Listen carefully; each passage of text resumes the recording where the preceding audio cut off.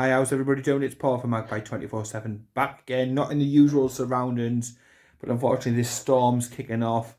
So if you can hear the parrot in the background, I do apologise, but hope everybody is okay. Arsenal tomorrow, big game, difficult game. They come off the back of an absolute pounding at Anfield against Liverpool last time out, and you've got to imagine that they're going to want to be putting that right. To be honest, I'm not as put off by our chances as possibly I maybe would have been under Steve Bruce. I still think we go there with a possibility of getting something, whether that's a point or 3 points. I think a point would be a good result in the grand scheme of things. Luckily for us, I think some of the fixtures as well aren't as difficult as what they were last weekend. So hopefully most of the fixtures should go for us. So if we are to get a point, it will be a point less and a point knocked off the total going into two very winnable home games. Team news for Newcastle. Jason Tindall today touched upon the fact that Dwight Gale, shock horror, is carrying another knock or a strain of something. So it's doubtful. It's doubtful that he'll start anyway because it'll be Callum Wilson up top. But his place on the bench certainly has to be a question mark about that. Elliot Anderson was actually injured tonight playing for the reserves in a game that was called off after 20 minutes. I don't know why they even started, to be honest, with the way the weather forecast and stuff's been going. But yes, played 20 minutes, stopped the game with Newcastle losing by 1-0. Anderson injured, unfortunately, before that occurred, so he won't be there. Somebody else who won't be down at the Emirates tomorrow, and that'll be Paul Dumbart. He is due to return to very light training next week and hopeful to be back in full training within a week or two, maybe ready for selection over the festive period. So fingers crossed. Finally, a little bit of good news about Paul Dumbart, who's been injured for ages. He got injured against Rotherham. I was there at the match at the New York Stadium.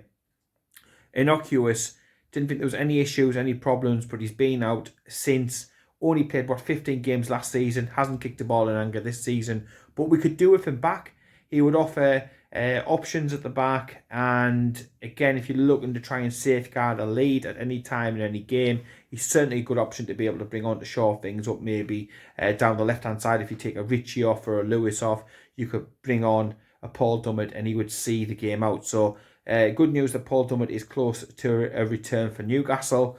In between the sticks, it's got to be a change, hasn't it? There's no injury to Carl Darlow. Maybe apart from a little bit of pride and a little bit of form that's just gone off every single time that Dubravka comes back fit and he's sat there on the bench. It just seems to me that Darlow crumbles, and I had to laugh at Lee Ryder. Lee Ryder come out and said that there isn't much between the two keepers. I don't know what he's watching. Dubravka is a total and utter cut above, a class above Carl Darlow, who's a fantastic number 2. Got him in chant. But Dubravka has to come in. He's been absolutely on fire in training. Seen some of the training footage, seen some of the shots that have been put up by Newcastle social media team. Looking sharp, looking fantastic, looking bang in form. He's played for his national team, obviously, as well. So Dubravka has to come in. As for the formation, I see that we're going to probably be using the same formation that we used against Brentford. So it is going to be the wing-back formation again. Slight question mark about Fabian Schär. It wasn't really touched on today, but he did come off and he did have a bit of a knock against Brentford. So hopefully he will be okay and he will continue. The defence has to do much better. If we're to get anything from this game, the defence has to do much better. They've been working on exploiting Arsenal's high line, so it'll be interesting to see how that works with Joe Linton and Callum Wilson up top for this game. And looking for more development, more positives. We definitely saw a step up from in their first game, in the Brentford game, from what we've seen before under Bruce in terms of possession, shots, chances created, better flow, from the attacking sense of it all, certainly. So we're looking for more positives. We're looking for better midfield, certainly better from the central midfielders. We're looking for Joe Linton to continue it on. Can Joe Linton score in 2 consecutive games for us? I thought he was absolutely fantastic last time out. Man of the match by some way. And that's not taking anything away from John Joe, who I also thought was really good. But, they've again spoken glowingly about the lad and again said, look, I've seen more improvement from him. And And this is the thing that really I mean, I know what we've seen over the last couple of years has been shocking at times, and I've said so, but he was fantastic last time out again. They've seen more improvement in him over the next week in training, and they said that there's a lot more there. So we've got to trust the new lads, the new management team that's gone in. We've got to back him. So yeah, fantastic. If they're seeing improvements, if they believe that there's more to come from Joe Linton, that's a positive for Newcastle. So yeah, get behind them. So hopefully, fingers crossed, another man of the match performance tomorrow by Joe Linton would be absolutely great. St Maximum looking sharp in training. No further injuries picked up. Obviously, there was a training session today after the press conference. So hopefully, touch wood, no injuries or anything else have come from that. And Newcastle go down there with plenty of different options. Ryan Fraser will probably have given the management team some food for thought. Does he come in? I certainly don't think Sean Longstaff did anything to be able to include himself in. And also, and it hasn't been talked about that much, maybe something that we will pick up on after the game, but Joe Willock returning back to where it all started for him. He's going to have a point to prove. He's going to have a chip on his shoulder. He's going to want to impress people, his friends and family will be up in the stands. So he'll want to put a performance in, no doubt about it. And again, Jason Tindall today talking about Willock and speaking about how fantastic it was for us at the end of last season, how he's been brilliant in training. Again, more positives from the training pitch. I'm not used to these positives. Coming in off Bruce, it's normally fucking snipes and taking shots at journalists and talking about days off and crap. But he spoke really glowingly about Joe Willock and said, look, they're working on things to get the very best out of Joe Willock and to get those sort of match-winning performances that we had last season back this season, because he hasn't quite reached the levels from last season this season.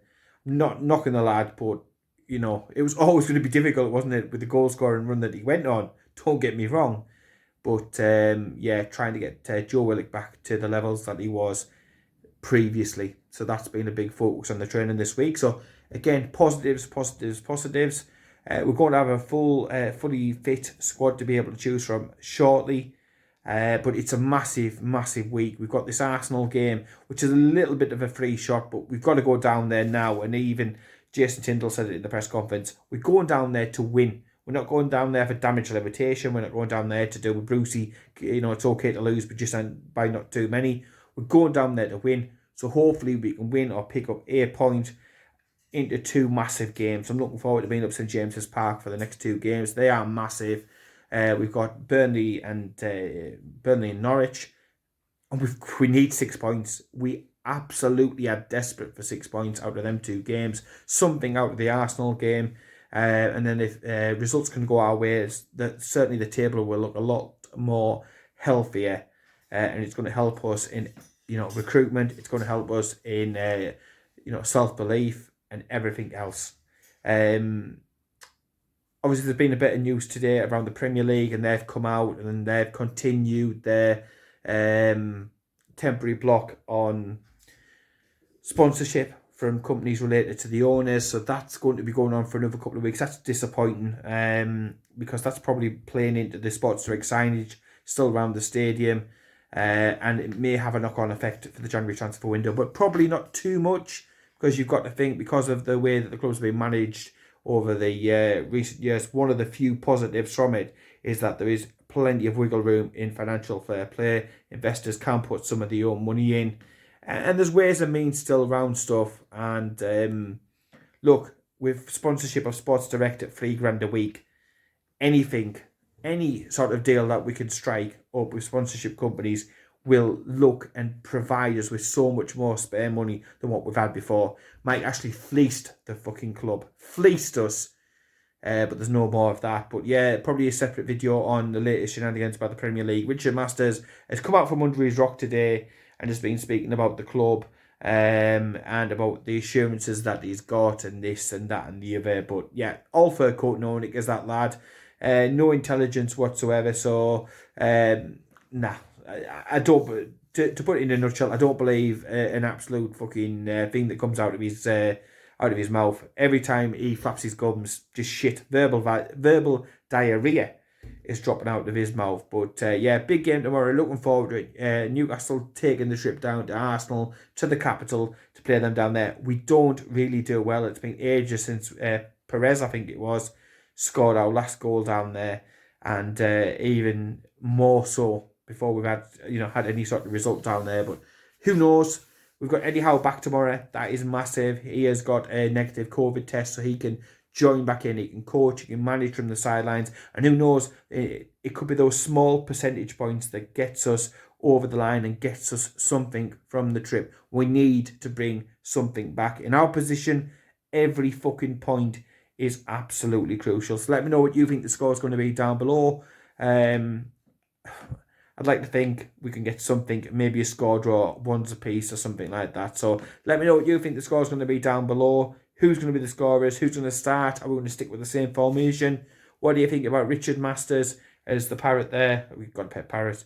As the pet parrot decides, might be starting to think about joining in. So I'll cut it short there. In the meantime, take care. Keep it tuned. Yeah, crazy weather at the moment, but I'll speak to you later.